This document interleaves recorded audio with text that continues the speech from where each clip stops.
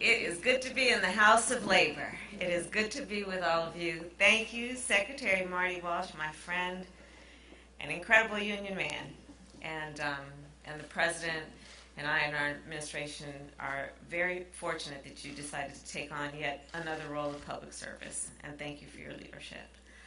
You know, as the Secretary mentioned, the two of us lead our administration's task force on worker organizing and empowerment. And I'm going to tell you something about Marty. I'm going to talk about you in front of your face. Solidarity is in Marty's blood.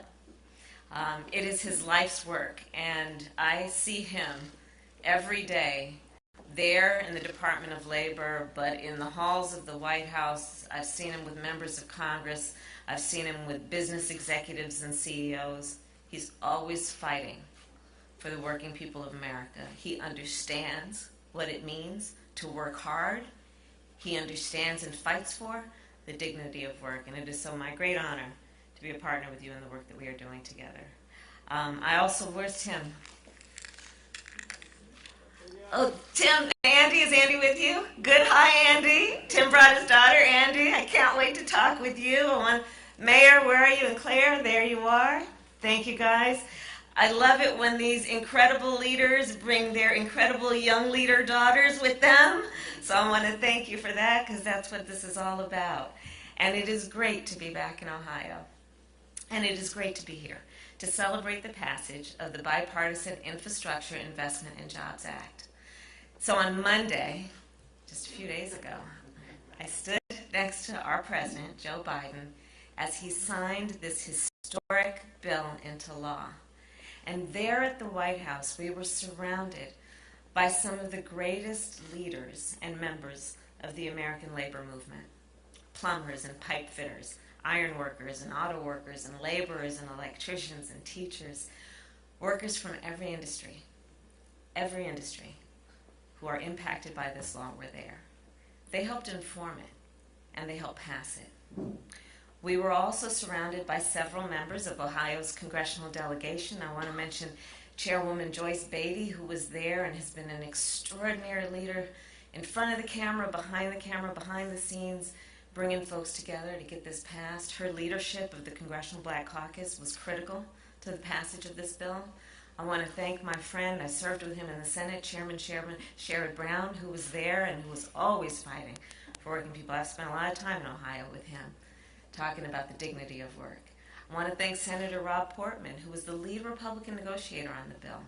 And I appreciate the work he did to make clear that certain things shouldn't be partisan, in particular when we're talking about supporting working men and women of America.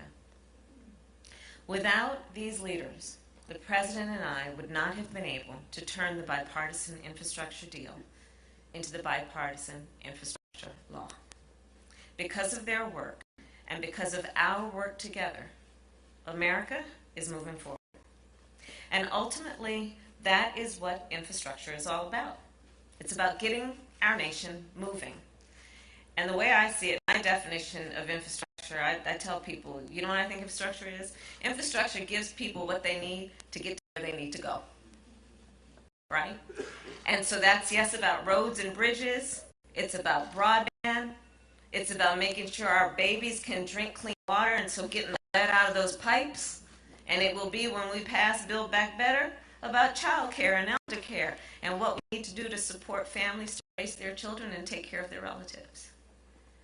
Our bipartisan infrastructure law will make the most significant investment to fix our roads and bridges in 70 years.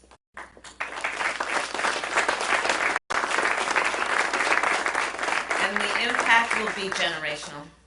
And here in Ohio, I don't need to tell you, here in Ohio, there are nearly 5,000 miles of highway that need to be repaired. Highways like Interstate 70 and 71. I know what I'm talking about. And you know what it means. We all know what it means when our roads are in poor condition. Let's break this down. What does it mean? Well, it means you got to drive over potholes. It means that your car gets a flat tire. You know how expensive it is to replace a flat tire? Insurance don't cover that. So when we think about the needs that we have, this is just some basic stuff, not to mention what the repair to this will mean for the jobs that we create and lifting up the working people of America through that process. So this law, yes, it will fix our roads, but it's going to do a whole lot more than that. This law will also modernize our ports and our airports, which will build on the improvements that we were already making to reduce the supply chain bottlenecks. It will expand broadband so that every American can get an affordable, high-speed internet connection. And I don't need to tell the parents here, I don't need to tell small business owners what that means in terms of your ability to get through the day, if you have or if you don't have access to high-speed internet. What we have done, what we have accomplished together, will invest in carbon capture projects, bringing clean energy jobs to the Ohio Valley. And it will replace, as I said earlier, lead service lines and pipes so that Americans can get clean drinking water. And that's about plumbers and pipe fitters. We're going to need you to do that work.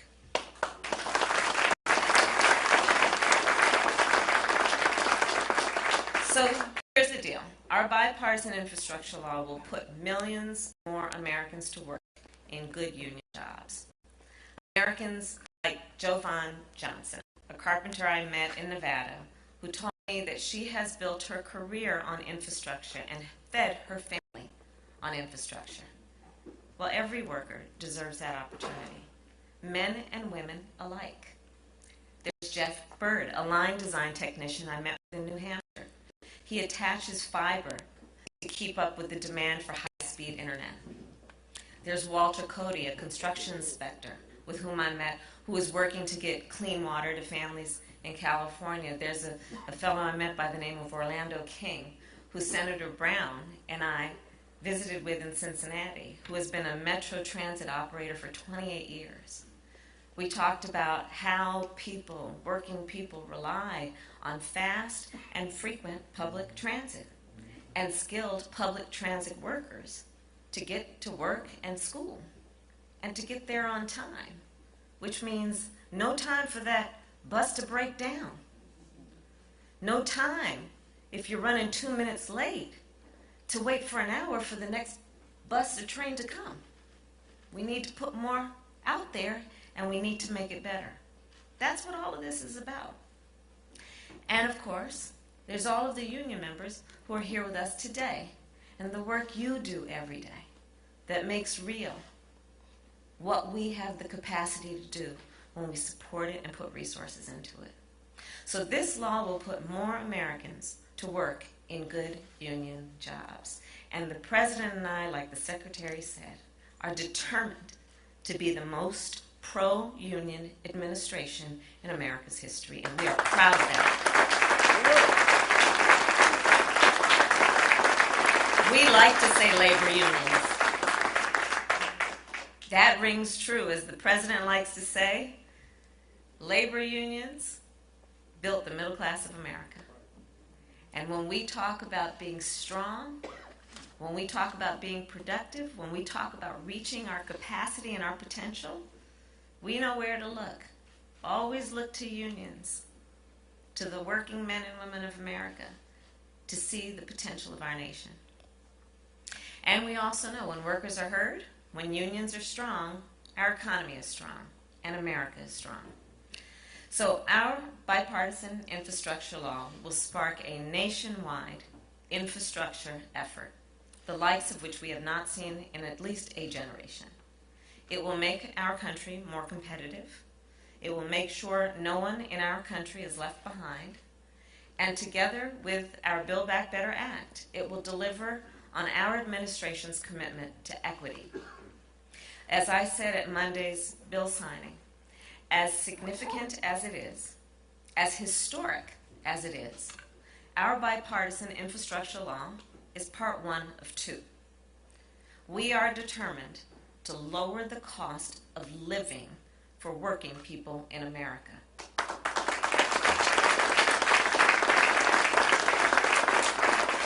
And to lower the cost of living means taking serious care of paying attention to the cost of child care, the cost of health care, the cost of housing, the cost of prescription drugs.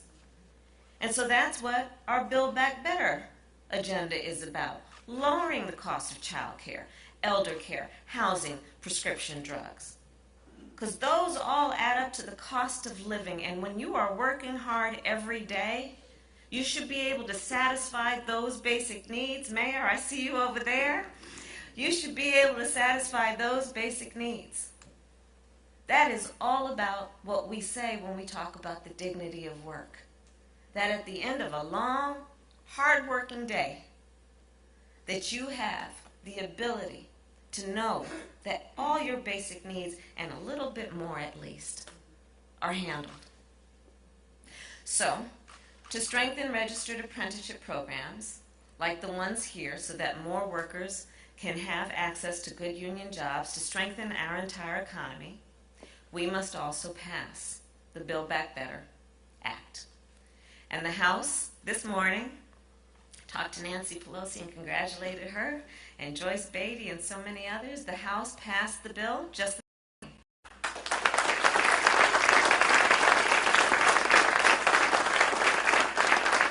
and they had a long night.